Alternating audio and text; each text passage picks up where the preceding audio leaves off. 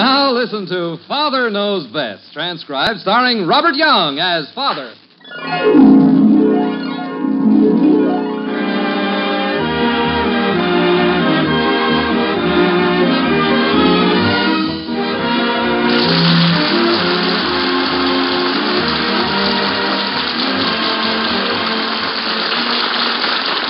Welcome to Springfield, and another half-hour visit with the folks in the White Frame House on Maple Street.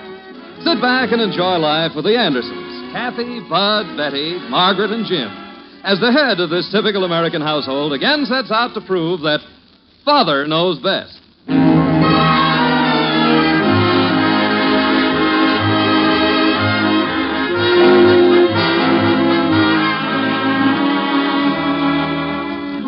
According to an old philosopher named Bovee, whom I've never heard of, it is seldom that we find out how great our resources are until we are thrown upon them. A firm exponent of this sage viewpoint of self-reliance is one Jim Anderson. However, little did Jim suspect what was ahead of him this noon when Margaret confronted him at the door with a telegram. Like this. A telegram? From your folks, you say? Anything wrong, Margaret? Oh, no. They're moving. Dad says they have to leave Toledo. He's been transferred to Omaha. Oh. Honey, why are there never any hangers in this hall closet? I can't find any place to hang my coat. Dad says they're moving right away. I've been hanging my coat on a hook so long, everyone thinks I have a pointed spine. Jim, how long is it since you've been back to Toledo? Oh, I don't know. A long time. Well, you ought to enjoy the trip then. Yes, it would be very... Wait a minute. Enjoy what trip? Well, they want you to come to Toledo. I'm not going to help them move. All they want you to do is look over all that stuff we have stored in their basement. Tell them what we want to keep and what we want to throw away. Oh. There's quite a lot. Some furniture and dishes, trunk full of clothes, your old saxophone. Gee, I'd forgotten that thing. I wonder if I could still play it. What do you mean, still play it? Could you ever? All right. I was good enough for Hoagie Schultz and his Campus Cats. Mother!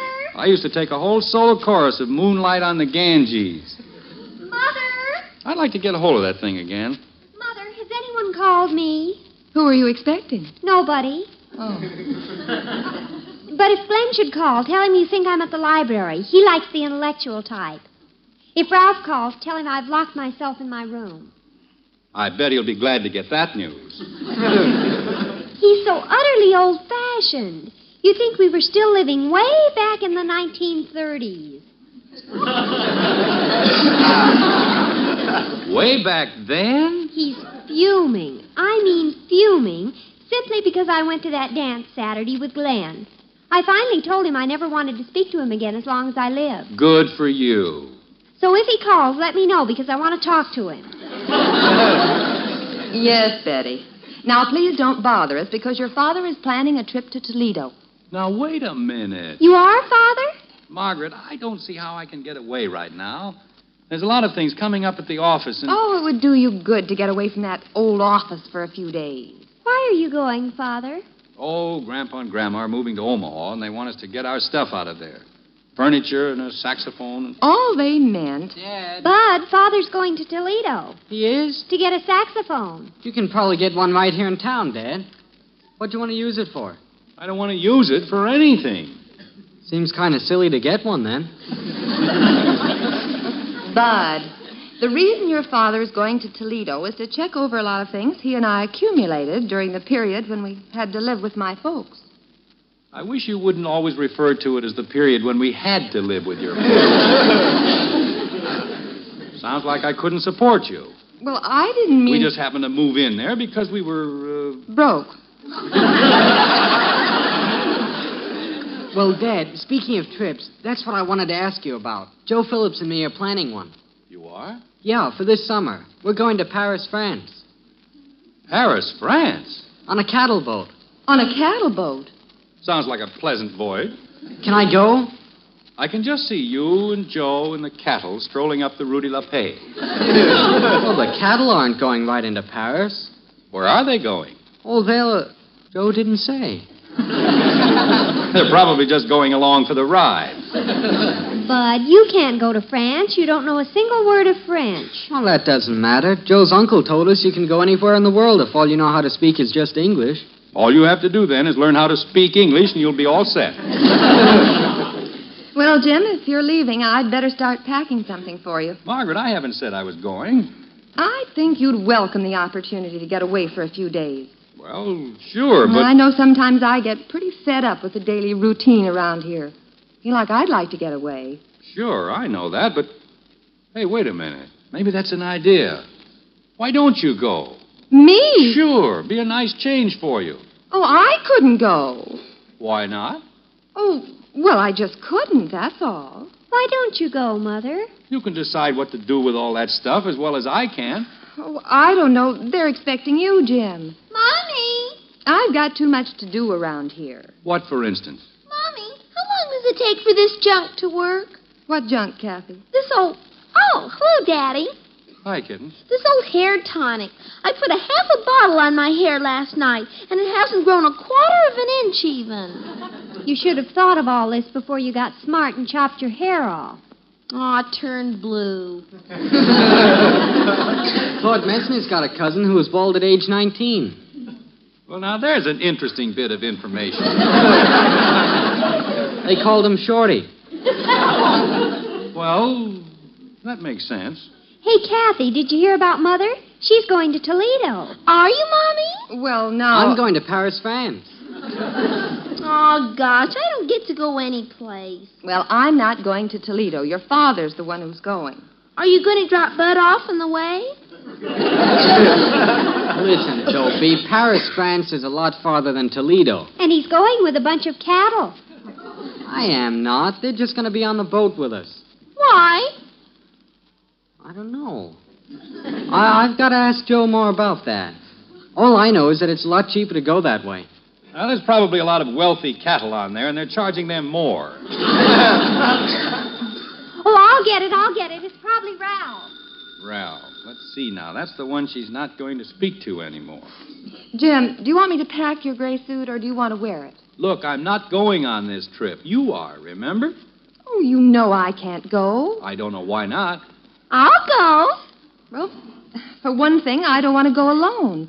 I never have traveled alone. Well, it's high time you started doing it then. The average housewife gets too much in the habit of depending on her husband. Yeah. You get into a rut with all your chores here at home. You don't get out enough. Actually, you're deprived of the opportunity of developing any self-reliance because you have no responsibilities. No responsibilities? But it's not your fault, Margaret. If it's anybody's fault, it's mine. I should have seen that you had more chances to get away, to take trips alone. But from now on, I'm going to see to it that you do. Jim, you know I can't just pick up and leave. There's a whole hamper full of clothes that need ironing. So what? They'll keep. They'll be right here when you get back. That's the whole trouble. Is there any other reason why you can't leave? Oh, hundreds of them. The man from the paint store is going to be here with wallpaper samples for our bedroom. I can get rid of him fast enough. And the PTA is getting ready for the room mother's tea. Mrs. Rodney has been appointed chairman, and I have to give her a lot of information on it. Have you got the information? Yes, it's in a folder. All right, I'll give her the information. That's simple enough. You worry about these things too much. I'm not worrying. It's just If that... you'd run your house more like I run my office, if you'd organize things, you'd have worlds of time to yourself. Oh, sure. It wasn't Ralph after all. It was Glenn. Did you tell him you were at the library? No. Glenn's awfully sweet, but sometimes he sounds so horribly juvenile. You'd never think he was 16. Well, Margaret, you'd better get upstairs and start packing. I'll call the depot and see if we can get you on that 4:30 train. Well, I don't know, Jim. Come on now, Margaret. It'll do you good. You can have a nice visit with the folks. Stay a few extra days if you want to. All right, I'll do it. Good girl. Or should I? Certainly you should. Now get going or you'll miss the train. Well, all right. I haven't got anything decent to wear, though. Women never do have. Father. I better call the depot right now. Father. What is it, Betty? Is there much difference in your and Mother's ages? Well, there wasn't much difference in our ages until she reached her 35th birthday.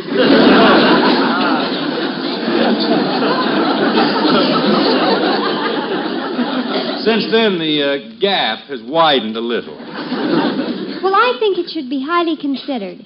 Now, take Glenn and me. I haven't the time right now. He's a full year younger than I am. Well, that's not much. No, it isn't now. But when I'm 40, he'll only be 39. You better drop him right now. Yes, Ralph's more my age. I wish I were speaking to him. Dad. Whatever it is, Bud, hold it. I've got to go in the den and make that phone call. Don't hang on the phone too long, Father. Ralph might call. I'll try not to, but you know how chatty those ticket agents are. You better run upstairs and see if you can help your mother get ready. Okay. Daddy! But I haven't time to bother with Kathy now. You go see what she wants. Daddy! No, I'll come with you and help you ignore her. Daddy? Where does everyone hide the phone book? I never can find that thing. It's right on the desk next to the phone. Huh? Oh. No wonder I couldn't find it. Daddy, where are you? Dad, how about it? Can I make that trip to Paris, France? I don't know, Bud. I've got to have more time to think that over. Here we are, Lexington 227. Joe's uncle says we can work our way across. Won't cost us hardly anything. You better wait a year or so. After all, you're only... Hello? Say, I'd like to get a ticket on the 4:30 train for Toledo. Oh, here you are, Daddy. That's right, Toledo. Daddy? Can't you see he's talking on the phone, Dopey? Aw, turn green. Kids, cut it out. What did you say? Yes, round trip. What's a round trip? Mrs. James Anderson. Fine. What time does that train leave? Oh, 4:30. Yeah. Well, thank you. Well, that's that. Daddy? Yes, kitten. Can I have some of this stuff here to put on my hair? I don't care. Do whatever you want to. Margaret! Margaret, you're all set. What did you say, dear? Dad, look what Kathy's putting on her hair. He said I could. What is it? It's called Miracle Grow More. Miracle Grow... Let me see that. Oh, my goodness. The scientific plant food.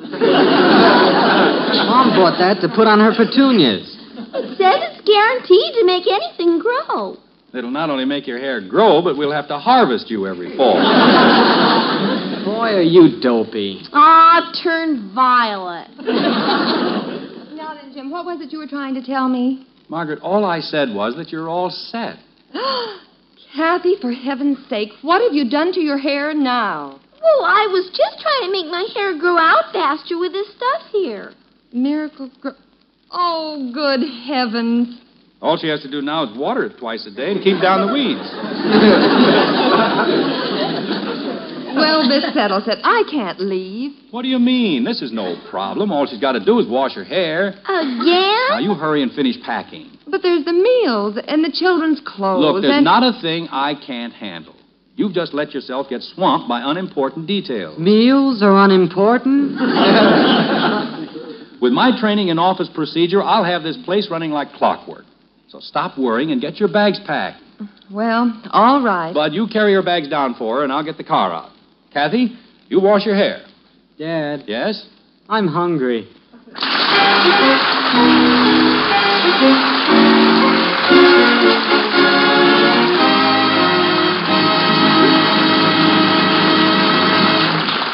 We will return to the Andersons in a moment. Greater happiness for more people. That's the result of many decades of proving that the American economic system is the best system in the world. Under this system, we've been able to outproduce any other nation, to turn out more goods and services per man hour, and to enjoy a steadily rising standard of living. Remember, the better we produce, the better we live.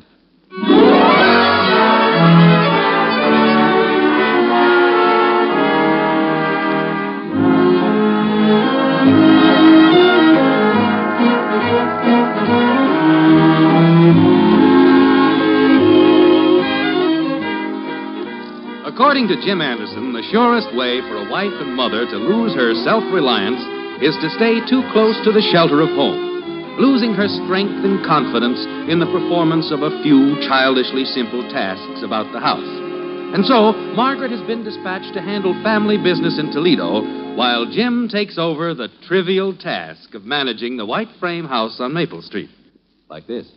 All right, kids, in the kitchen here. Attention. What is this, the Army? No, we're simply going to have a little organization. I'm going to show you how... I wonder if Ralph called while we were driving Mother to the station. Betty, are you listening? Sure, but you go ahead and talk, Father. I can hear the phone if it rings. Daddy, is it true that bear grease will make your hair grow? Kitten, now that Mother's away and I'm running the house... Do we have any bear grease? Kathy... For Pete's sake, what's bear grease? Probably what they use for greasing bears. Now stop milling around, all of you, and listen. Who's milling around? Daddy, does my hair look like wire? Hark. It doesn't make any difference. Hark. Betty, what's this hark? I thought I heard the phone. Boy, is she gone. She's hearing bells. All right, now let's cut out this foolishness. While Mother's away, we're going to show her how easily we can run things around here. Are you listening, Bud? Sure. What's the idea of sitting there with your hands cupped over your ears? It's like holding a seashell to your ear. I can hear the waves. Bud. I can hear you real good. Take your hands down. Kathy, stop rubbing your fuzzy head. And Betty, quit listening for the telephone. This is a meeting, and I want all three of you to pay attention. We're listening, Daddy. All right. Now, hear this. I sent Mother on this trip to Toledo for very definite reasons. I want to show her how easily things can be handled here with a little more organization. Mommy runs the house all right. That's true, kitten, but compared to running an office like I do, managing a house is simple. Dad. Oh, what is it, Bud? It's almost 5 o'clock. I'm getting hungry. All right, let's get things organized for dinner, and we'll run this meal like clockwork. Kathy, you set the table. Bud, you peel the potatoes, and Betty, you do the cooking. You see, that's what I'm talking about. System. What are you going to do, Father? I think I'll go out and see if the papers come yet. Some system. Now, wait a minute, Father. If I get the stove in this deal, what am I supposed to put on it? Why, what you always put on the stove, dinner. Where'll I set the table? In the breakfast room or the dining room, Daddy? Well, there's just the four of us. We'll eat in the breakfast room, kitten. Hey, there's stuff all over the breakfast room table. Don't move those things. I'm cutting out a dress on the table. I'll put the tablecloth over it. You won't either. All my patterns are on there. All right. Let's not get excited. We'll use the dining room. Where are the potatoes? Well, you won't find them standing in the middle of the kitchen with your hands on top of your head. Look for them. What dishes do you want to use, Daddy? It doesn't matter, kitten. Not the good ones, Dopey. I don't see any potatoes. Bud, they wouldn't be in the drawer with the dish towels. Look in the refrigerator. Holy cow. Father, are you going to let Bud go around in the kitchen in that shirt? He looks like he's been crawling under the house. What's wrong with this shirt? Just a little dusty. Bud, go put on a clean shirt. I haven't got one. They're all in the wash. Well, get one out of the wash. They're not ironed. Mom didn't get a chance. What are we going to have for dinner, Daddy? Well, what we always have. Shall I put on soup plates? Yes. I wish I was on a cattle boat. Telephone, I'll get it. Don't get into any long-winded conversation.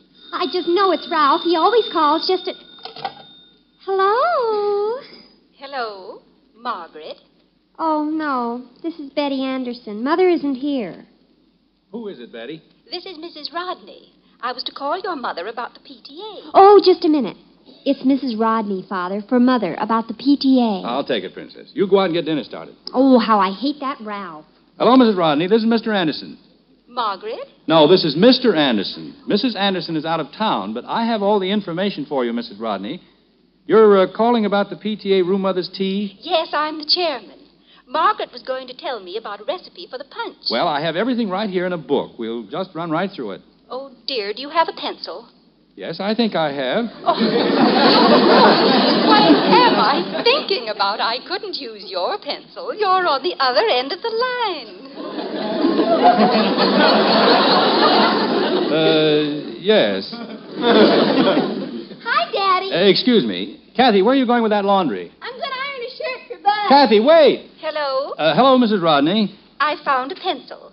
I'll take down the recipe for the punch. Just a minute. Here it is. 5 quarts of ginger ale, 1 quart of grape juice. Couldn't we use something else? I know 3 or 4 of the girls don't like ginger ale.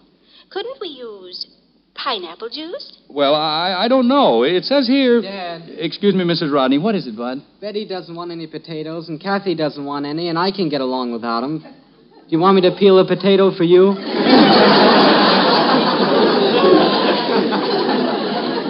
No, Bud. Skip the potatoes. Hello. Hello, Mrs. Rodney. I thought Mrs. Lippert was bringing the potatoes for the salad. No, I was talking to my son. Now, about the punch, Mrs. Anderson has here in the book... Oh, before I forget, will you be sure to tell Mrs. Ferguson that we'll have to use her car to pick up the ice. Mrs. Clark's husband has to use their car. Now, what about the chairs? Chairs? That should be in here somewhere. Father, do you have to camp on the telephone? Well, I don't think we should get the chairs from the junior high school again. Last time, half the girls got gum all over their skirts. Well, in the book here, it says... Please, Father. And I don't think we should try to have flowers on all the tables. Mrs. Love said her carnations are late this year. Excuse me, Mrs. Rodney. Father, Ralph may be trying to call me. Front door, Bud. Never mind, I'll get it. Somebody at the door, Mrs. Rodney. I'll call you back. Betty, go out and get dinner going. I'll answer the door. I can't find anything to cook. Well, open a can or something. All right, I'm coming. Good afternoon. Is Mrs. Anderson here? No, Mrs. Anderson has unfortunately left town. Oh. Well, I'm Mr. Huber from the paint store. Well, we don't want any painting done, not right now. Oh, I don't paint. I brought out the wallpaper samples Mrs. Anderson wanted to see. I have them right here. I'll just bring them in. Oh, couldn't we do this at some more convenient time? Like midnight? I think I have some patterns here you'll like for that bedroom. Daddy, would salad oil work just as good as bear grease? Kathy, I thought you were ironing Bud's shirt. Oh, gee, I wasn't I? Fire! Did you leave the iron on Bud's shirt? Fire! It isn't on fire. It's just smoking. Throw something on it. Gee, I forgot. That's the coffee.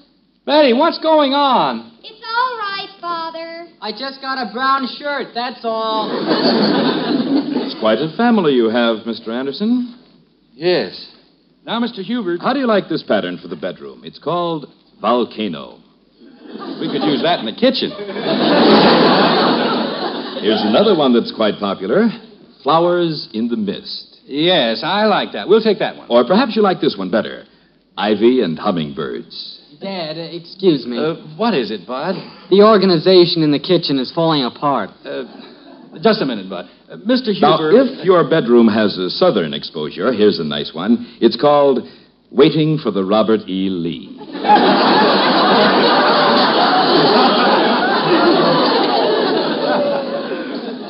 Father, the pilot light's out on the gas stove. Dad. Father. Dad. Just a minute, Betty.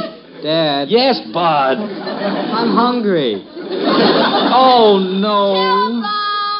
Now, Mr. Anderson, I have some others here that you might like. It's for you, Father. It's Mrs. Rodney. What are we going to eat, Dad? Mr. Anderson, am I interrupting something?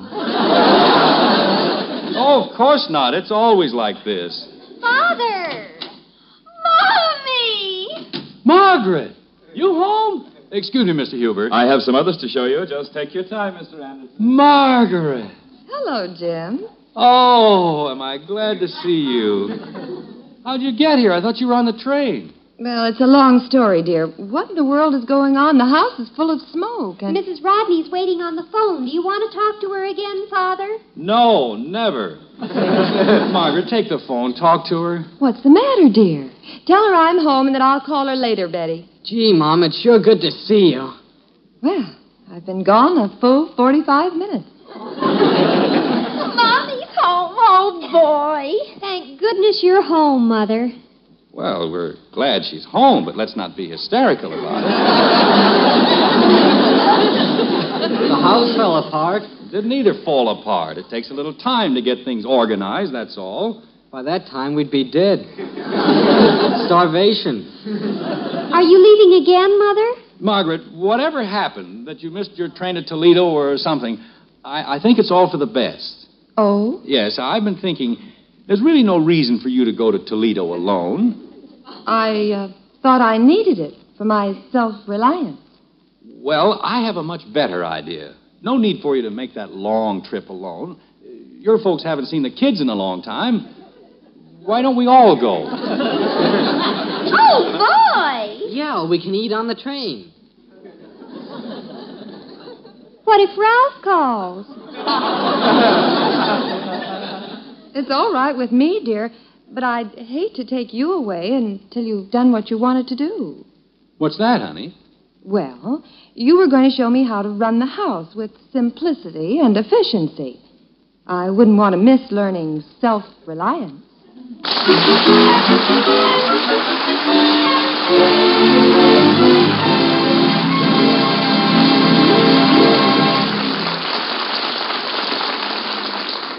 The Andersons will be right back. This is a call to service for 50,000 young women. That figure, 50,000, is the number of student nurses needed this year. To qualify as a student nurse, a young woman must be a high school graduate or college student of good health and character. To answer this call, go to your nearest hospital or collegiate school of nursing or talk with your school advisor.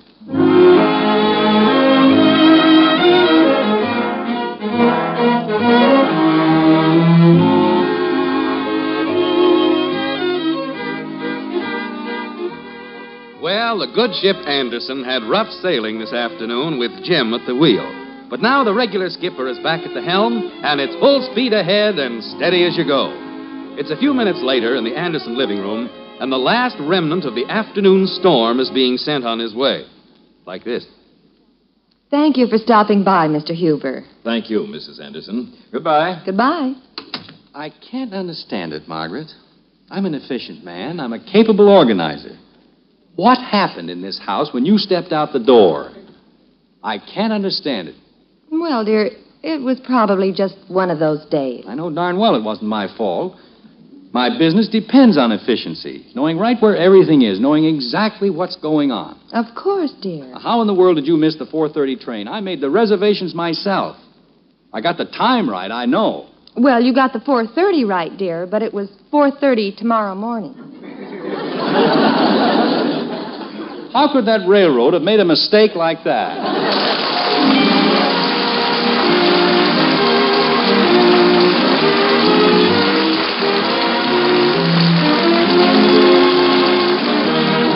Join us again next week when we'll be back with Father Knows Best, starring Robert Young as Jim Anderson.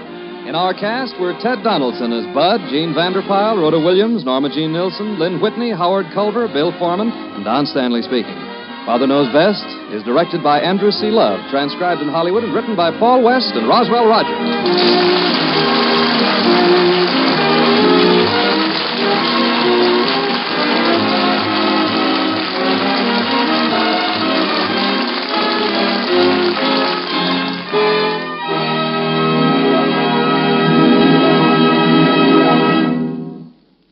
Three chimes mean good times on NBC. Every Friday evening, there's a trio of top programs on this station. The Mario Lanza Show presents that fine singing star in person, along with a lovely guest artist. Then, for Western song and adventure, listen to the Roy Rogers Show. And for top satirical entertainment, go inside Bob and Ray. Yes, Friday is fine when you tune this station and hear Mario Lanza, Roy Rogers, and Bob and Ray. Now, it's Frank Lovejoy with Night Beat on NBC.